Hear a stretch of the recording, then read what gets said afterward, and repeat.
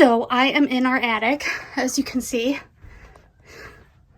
and people are playing in the pool outside. Neighbor's pool, and I think ours, I don't know. I'm out of breath because I just ran upstairs. We have some herbs drying. How cute is that? And our drum carder, and we've kind of been trying to set up this little area. So, oh, sorry, I'm so out of breath. Our attic is not insulated at all. So it is hot and cool up here. Actually, the temperature doesn't ever get like super extreme, but yeah. So this is where we're gonna set up like our carder and everything, and it's also where I'm going to, we also have like odd end stuff like screens, other nonsense, the mannequins, all of our Christmas decorations are in the back. But oh no, well, dreads. Okay, tag fell off. Woo! So I am going to use this bucket here, and I'm going to block a shawl out here, and yeah, let's do this thing. So I already know that the shawl is going to probably be bigger than this, so we're gonna have fun trying to fit it on here. I really need to get more squares that fit together. Like I have these guys that I'm gonna have to use on the edges, but they don't fit into, they don't like puzzle together, so it's goofy. Goofy stuff happens, but that's fine. That's the steamer for if I was going to steam block this, but I am not. Yeah, there are little dead bugs in there, whatever. We're in an attic, guys. Farmhouse attic, it happens. But yeah, so we're gonna block this guy and see how she turns out. See how like every once in a while one will fit a little bit, almost. Narched. So I'm gonna film this in like the fisheye lens so that way you can see the whole thing. But like here, I'll show you it. This is it like normal. But what I like to do, so I like to just lay this guy out, like my shawl, my sweater, anything I'm blocking, and I just kind of like to get an idea for how much it's stretching and how much, and this has been soaked. I forgot to say that. I'm not steaming this one because I want it to stretch a little bit more, so I completely wet blocked it. And, or soaked it so I can wet block it. And, I'm just kind of getting an idea for, how big it's going to be. And I think that I can stretch it. It's going to stretch a good amount, as you can see. Like it's really pulling in the corners. So I'm going to start at the top center and then gradually go out from side to side, like here and here at the same time.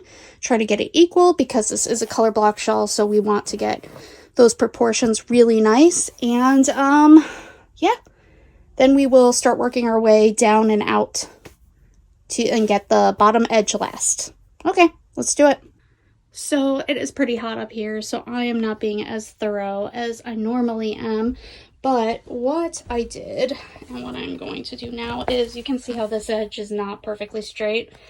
I am going to straighten it up a little bit. So we are just gonna layer down. Try to get this a little more even.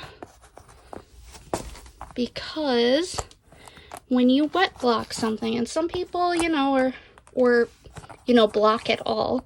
If you use any type of moisture and are blocking knitwear, crochet, anything like that, when you do this, you are basically telling your project, unless you wash it or block it again, and even then it kind of keeps its memory from the first time you blocked it. You're telling this how you want it to look when it's dry. So you'll notice that I keep like going between these and pulling them out. If you have it stretched and this is like this, once you are done blocking it, your edge will have these little scallops. So you don't want to have that. So I try to straighten them out a little bit so it doesn't have much of that effect once it is done. And I did not place this on the mat perfectly to allow my corners to stretch where they need to go. So they're going off the mat a little bit, and hopefully that works. So, okay, so you can see I put one down there to kind of stretch out and see how much I want it stretched.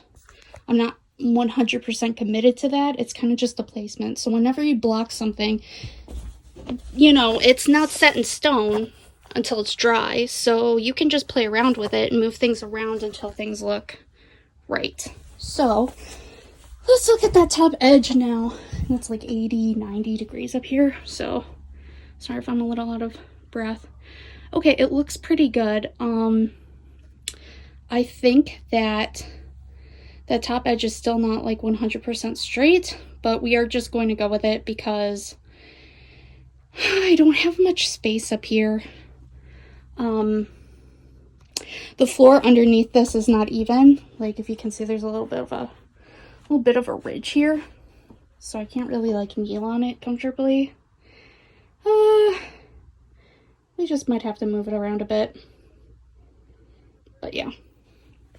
Gonna take this square out and put it over here, because once we start blocking this guy out, and this is especially true with triangle shawls, once we start, oh my god, I'm having such a hard time right now.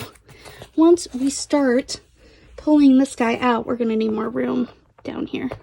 But yeah, okay, so I will start doing this. I'm going to lay some more blockers down the center, just to keep that from going, because I'm going to do one side at a time. I don't want it to get pulled in one direction, so we will straighten that out, and then I'll do a side and show you how it looks. Okay, before I continue any further, I wanted to show you kind of what I did. So the spine is not 1000% perfect, but we are just going to make it like this, and I spread these about an inch apart. And these are just regular, like, little thumbtacks. I will end up taking them out, usually, by the end, because I do not have a ton of them, and, yeah. I want more of those. They're so quick and easy, but, I haven't, like, invested in them yet. I kind of want to invest in more mats that actually fit together, so I could do, like, a you know, more big projects. But what I wanted to show you also is that when I am doing like a triangle shawl, what I will do first is I will place one single tack kind of in the center of one side. And this is because I want to see how much I want to stretch this. Like, I could really stretch this more, but I don't want to warp these stitches that much. I'm just trying to figure out how much I want it stretched. So right now it looks like our wingspan is a good like 6 inches. That's like, or not 6 inches, 6 feet. That's like a good amount in my opinion. I could get it to go more, but I don't want it to be too stretched. I want these stitches to keep their personality basically. So what I am going to do is and also, this is a great guide for blocking because you get to see this nice edge, and if it's like all warped around and whatever, you know that you didn't block it evenly. But, yeah, so that's kind of like my guide, and I'm going to kind of work my way out, and that's what I usually do. And then if I decide I want to stretch it more, you can always go in. I mean, like I said, it's not set in stone. You can always go in and stretch it a little bit more. Sometimes on shawls that I want really stretched out, that are really lacy and really need to be worked more, is I will start on the inside and place a spot here and work on stretching it from the inside out, and then continue working down. That's something that I do in the Charismara shawl. But yeah, so let's do this. And like, okay, this is something that not a lot of people pay a lot of like attention to detail to, but this is literally what your knit is going to look like when you're done. So I cannot stress enough how important it is that you block it in a way that you like, because it doesn't matter how beautiful your stitch work is. If you block it wonky, that's all people are going to see. So that's what we're gonna do. And you can see this edge. I tried to make the edge look a little bit like a garter, kind of like this edge. So I'm gonna go back in later and open up these eyelets a little bit more. Let's see if we can even see that. See how there are like little eyelets in there? I'm gonna try to block them out a little bit more once I finish down here. Okay, let's do it. Okay, so I did one half of this edge, and you'll see, as I mentioned before, this is like scalloping a little bit. We're gonna go in and fix that last with whatever I have left. Usually I just have to be resourceful. Like you can see, I kind of started to fix it here, but it'll also help me make this top edge a little bit straighter. I'll take those out and just kind of readjust them to make them straighter, and then pull it to open it up a little bit more. But we can also see now those eyelets on that edge a little bit better. But look at how cute this edging is. So I'm obsessed with this. Yeah. Eee. Oh, okay, so I did want to show you this, how I do this. It's gonna be a little wonky one-handed, but you can see how this is pulled out a little bit. So instead of doing it like one at a time necessarily, I kind of use all of my fingers, and I get like a good like 3-inch section, and I pull it and then I place. So I worked my way from here and then over, and then this edge is not like absolute perfection, and I'm okay with that. If you want a really straight edge, use wires or have like a ton of these guys, but I am like halfway out.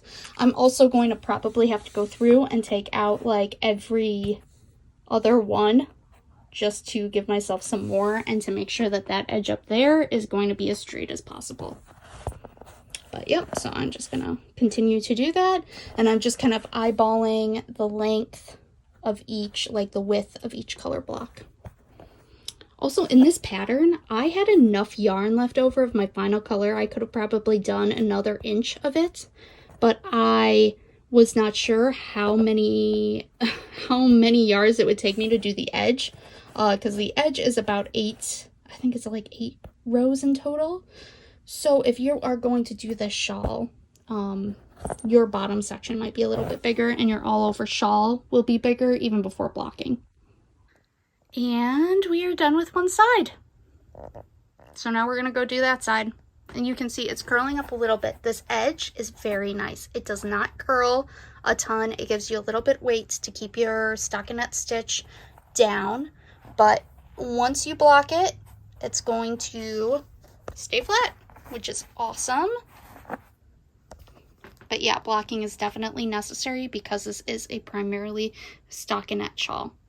Blocking is necessary in most projects unless it's like garter.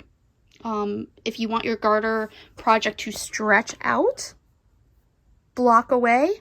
But if you are okay with your garter project being squishy and, yeah, I guess like overall more of a squishy finished object, then I wouldn't recommend blocking it. And sometimes it's nice to keep it that way because then it's like ultra cozy. If you want more drape to it, definitely block it. Also, I got kind of unlucky down here because, as you can see, I have like these gaps right where the like point of my shawl is, and that spine and that point is the most important part of your shawl because people are going to notice it the most. It's usually worn in the front or in the center of your back. So this is the part you definitely don't want to mess up. That is the part that you want the smoothest edge. Also, let me show you. I placed my tacks in, and sorry, I have a band-aid. I like cut myself on a grocery bag. I placed these, sorry, the lighting is so bad, kind of in the middle of the edge. So I don't place them like through this edge stitch. Because of the edge that you use on this, it's not so much of a problem. Like you saw, it didn't like stretch out. but you don't want to go through your very, very edge stitch because then it'll warp it. And when you take it out, that edge stitch is going to look like weird little loops. So try to pin it with a tack or one of these nifty things. Try to pin it down so that way the whole thing is straight and flat and not like warped out of place at all. But yeah, I'm gonna probably go through and take every other one out. I don't really need them that many. Not really anyway. And then see, like I just kind of stretch them out a little bit. And sometimes I'll notice like these aren't in a very neat line. But yeah, sorry, I'm like in the light, but you can see it's staying pretty straight. And if it's not as straight as I want it to be, you just push this in farther because it'll hold more area, and I've noticed that keeps it from warping too much. Okay, so what seems to be on this guy, and like I'm just showing you in like excruciating detail how much I will move around my tacks because I don't want it to be warped funny. This amount is like 1.5 inches, I would say, and that's a little too far apart, so I'm going to make them more of like a little bit of 1 inch apart.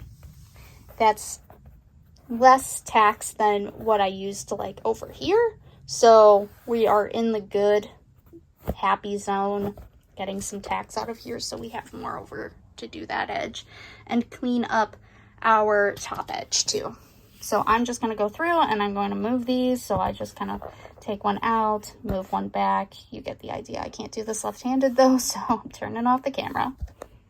Now I am working on the other side. I haven't removed any of my spine setting tacks. I will do that at the end, but I am working my way this way. I did place one of these to kind of give myself an idea, and then I was like, okay, we have the idea.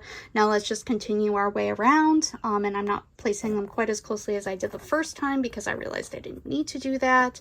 And we're going to kind of use that as a guide for how thick to keep it because I don't have a ruler. If you have measuring tape or a ruler, like a yardstick, you can totally measure this length and that length and then kind of like place this and get a good idea of where you need to keep everything, but I'm just gonna eyeball it. Usually that's fine. Okay, and we are done. You can see I filled in the gaps a little bit along these edges with either like a little thumbtack or the leftovers of those smaller blockers like that. Straightened it up as much as possible, removed the middle spine, and it's pretty even. You know, we're not machines and I don't have a measuring tape up here, so actually this is a little curved, so I'm gonna go in and fix that just so it's flat or straight, I mean. And we're all done. I hope this gave you a little insight into what I do for blocking. And yeah, not perfect, but it's going to be close enough to the naked eye when it is done, and that's all that matters. Bye!